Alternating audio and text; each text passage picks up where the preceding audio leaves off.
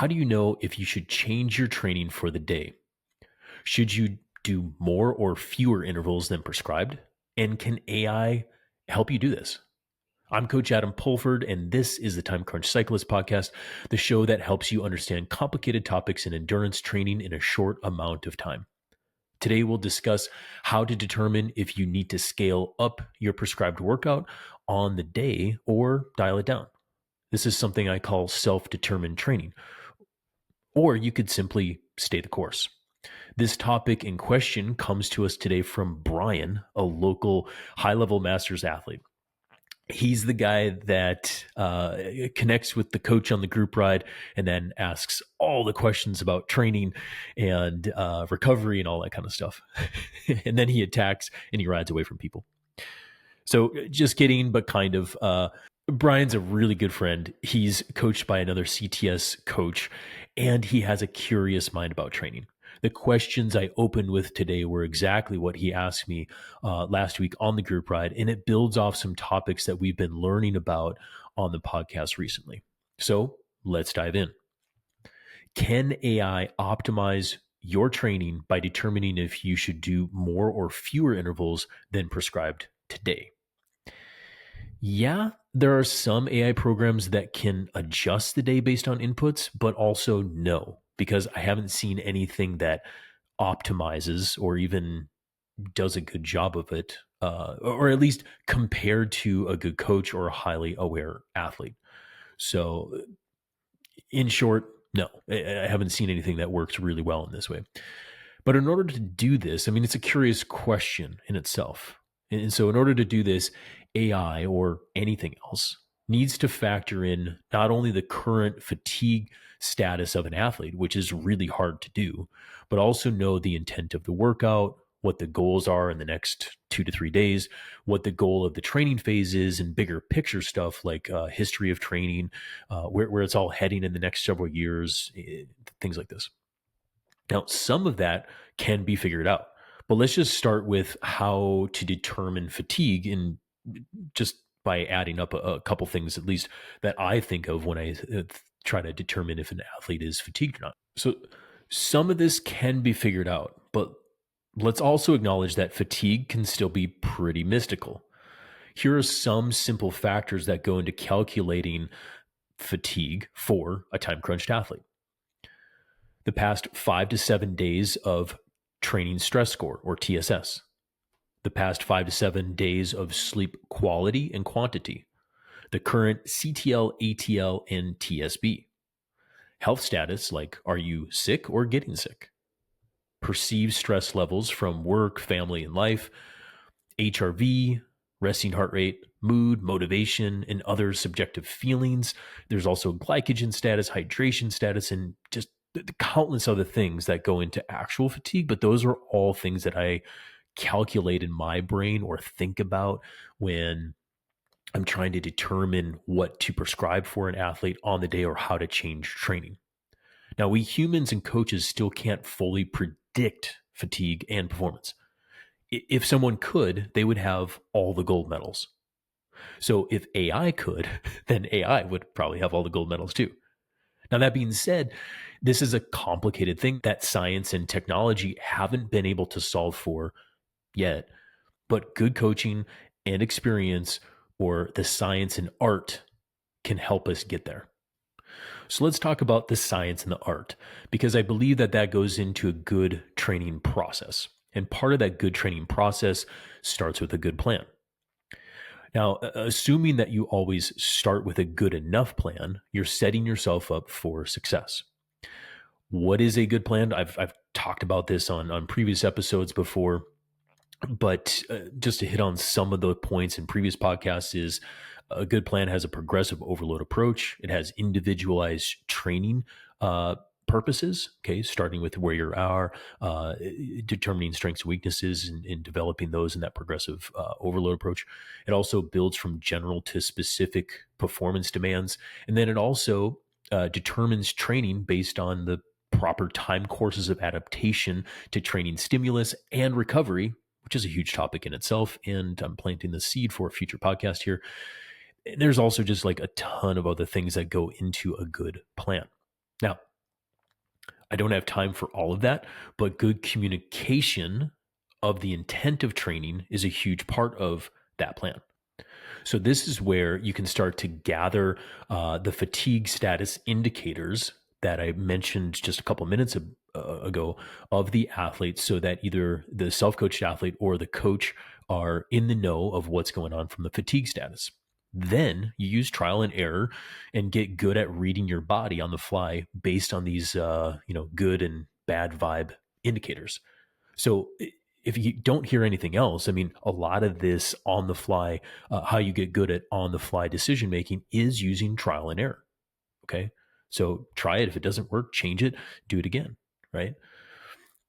So, what's a good direction to start in that trial and error on how to read your body on the fly and make some of those decisions? Well, I talked about this in an episode just a couple weeks ago, where I encouraged everyone to scribble outside the lines a little bit more. And that what that referred to was move days around to match the training status for the day. Meaning, if I'm feeling really good and I've got an easy workout plan, I'm going to select the hard workout and move the training around. But you still stick to getting the total training done within the week, and that keeps us on track for the overall plan. Now, today, we'll get into how to adjust for the day's workout based on the inputs you may be receiving. As I said, this is something I call self-determined training. It's a boring, probably title, but it's a simple idea, and I think I stole the name of it from Tim Cusick. But it's really referring to helping the athlete determine if they should adjust training for today or not, and if so, how.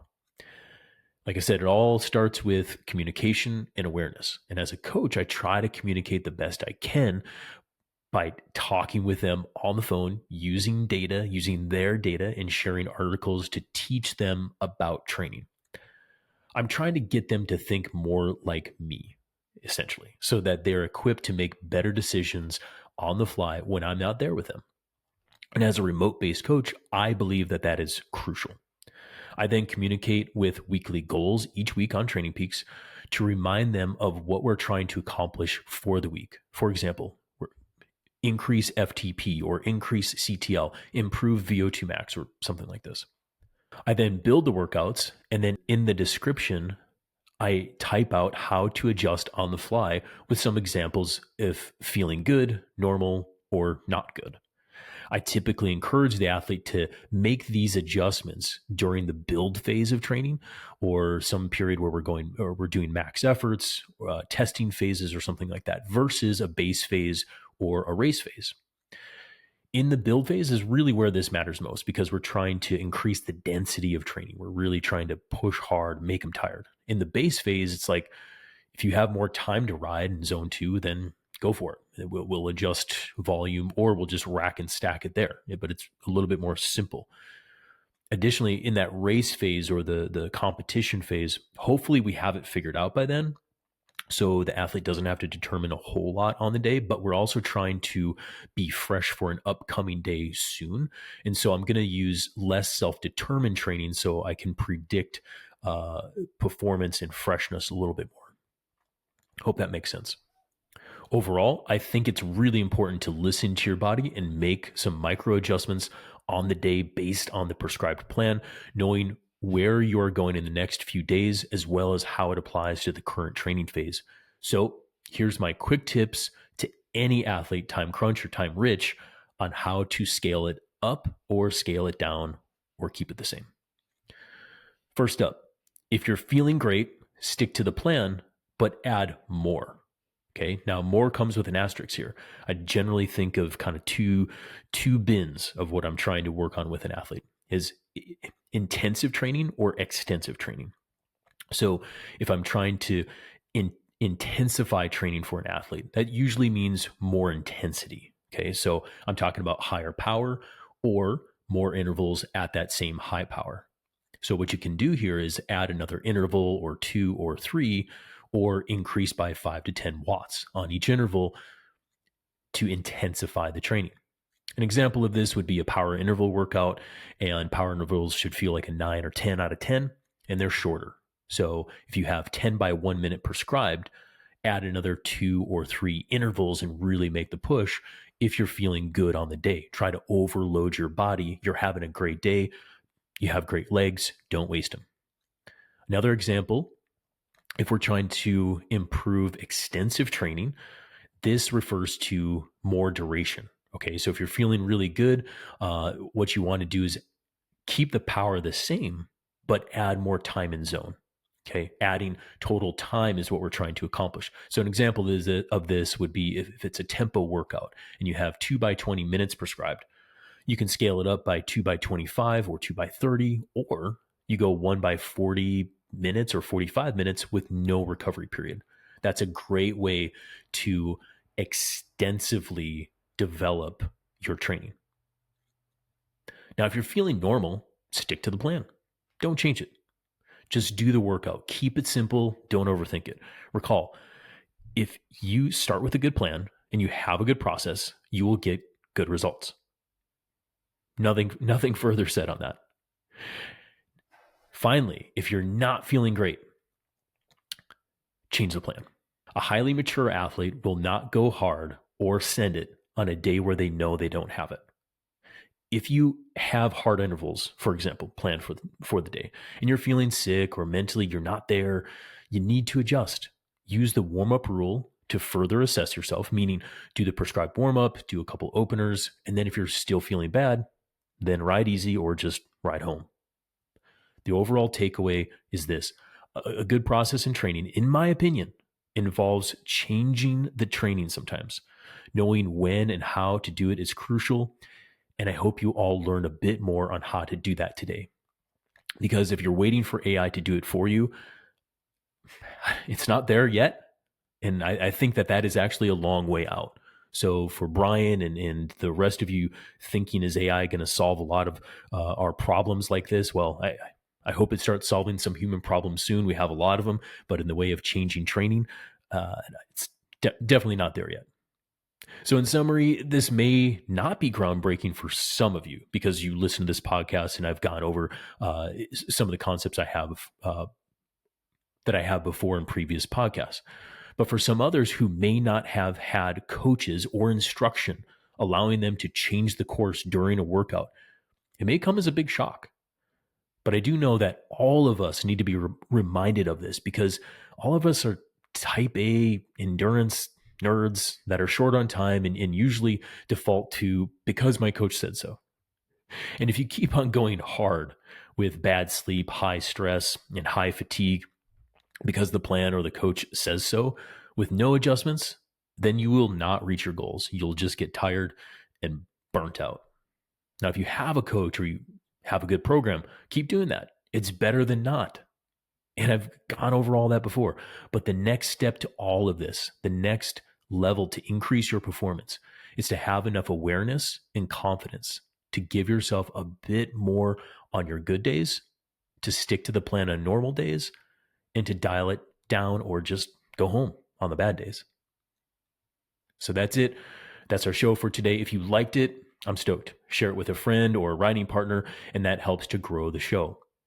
If you have a question yourself, just ask me on a group ride like Brian does, or head over to trainright.com/podcast and click on Ask a Training Question. That will get sent directly to me, and I'll do my best to answer it on a future episode.